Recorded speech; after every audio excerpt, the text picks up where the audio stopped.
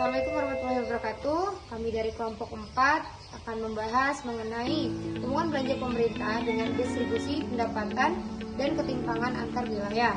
Izin memperkenalkan diri, nama Praja Muda Putri, Artika Gusa Putri, NPP 330258. Di sini yang pertama saya akan menjelaskan tentang definisi distribusi pendapatan. Distribusi pendapatan mengacu pada acara di mana pendapatan atau kekayaan didistribusikan di antara anggota masyarakat atau kelompok. Ini mencerminkan sejauh mana pendapatan atau kekayaan terkonsentrasi atau tersebar di antara individu atau suatu kelompok dalam suatu posisi. Distribusi pendapatan yang adil adalah tujuan utamanya untuk mencapai kesejahteraan sosial dan ekonomi yang ada. Lalu selanjutnya saya akan membahas tentang ketimpangan antar wilayah. Ketimpangan antar wilayah merujuk pada perbedaan signifikan di suatu wilayah dalam tingkat perkembangan ekonomi, pembangunan, dan kesejahteraan masyarakatnya antara suatu wilayah dengan wilayah lainnya. Faktor-faktornya itu seperti distribusi sumber daya, infrastruktur, dan kebijakan pemerintah serta investasi di wilayah tersebut. Dapat berkontribusi pada ketimpangan ini yaitu analisis ketimpangan antar wilayah. Seringkali merancang pada kebijakan pembangunan yang tidak merata serta yang tidak berkelanjutan. Adapun cara untuk mengatasi ketimpangan ini adalah di mana pemerintah melakukan sebuah kebijakan yang adil untuk masyarakatnya sehingga tidak terjadi ketimpangan antara satu wilayah dengan wilayah yang lain dan mewujudkan suatu kesejahteraan untuk masyarakatnya. Kemudian kita akan bahas tentang belanja pemerintah dan pendapatan. Belanja pemerintah memiliki dampak yang signifikan pada distribusi pendapatan dalam masyarakat. Ini dapat mencakup pengeluaran program sosial, pendidikan, kesehatan, infrastruktur, dan kebijakan lainnya yang mempengaruhi tingkat pendapatan masyarakat.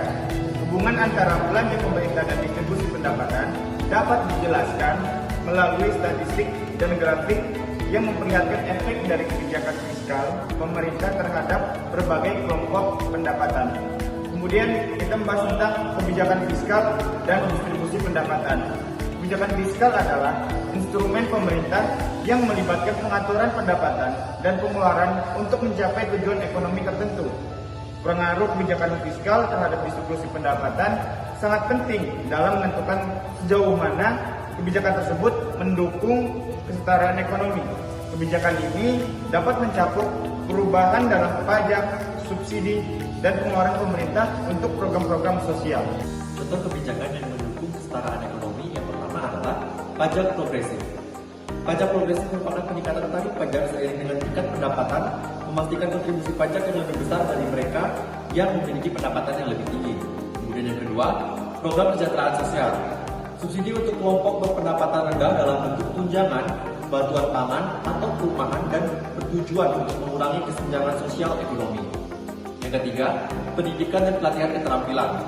Investasi dalam program pendidikan dan pelatihan untuk meningkatkan keterampilan tenaga kerja dan mendorong mobilitas sosial dan kesetaraan peluang. Dan yang terakhir atau yang keempat, pengeluaran infrastruktur. Investasi dalam infrastruktur seperti jalan, jembatan, dan fasilitas umum serta dapat menciptakan lapangan kerja dan mendorong pertumbuhan ekonomi yang merata. Kemudian adalah hubungan belanja pemerintah dengan distribusi pendapatan. Belanja pemerintah memiliki dampak signifikan pada distribusi pendapatan.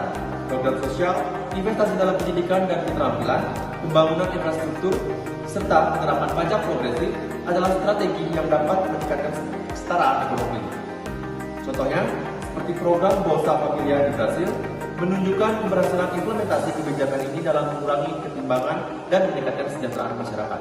Selanjutnya, hubungan belanja pemerintah dengan ketimpangan antar wilayah. Belanja pemerintah memiliki peran krusial dalam mengurangi ketimpangan antar wilayah.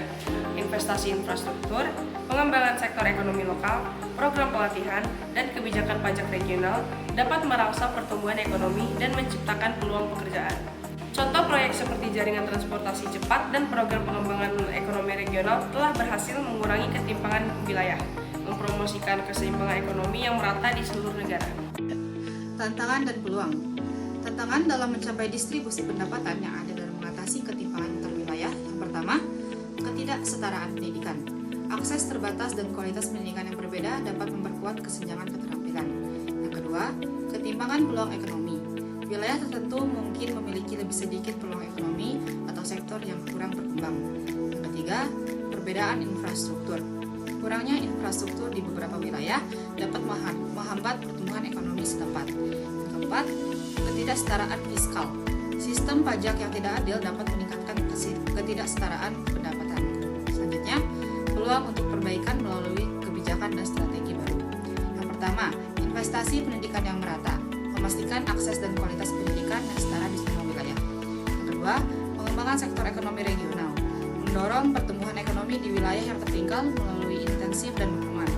Yang ketiga, infrastruktur berkelanjutan, investasi dan dalam infrastruktur yang berkelanjutan untuk mendukung pertumbuhan ekonomi setempat.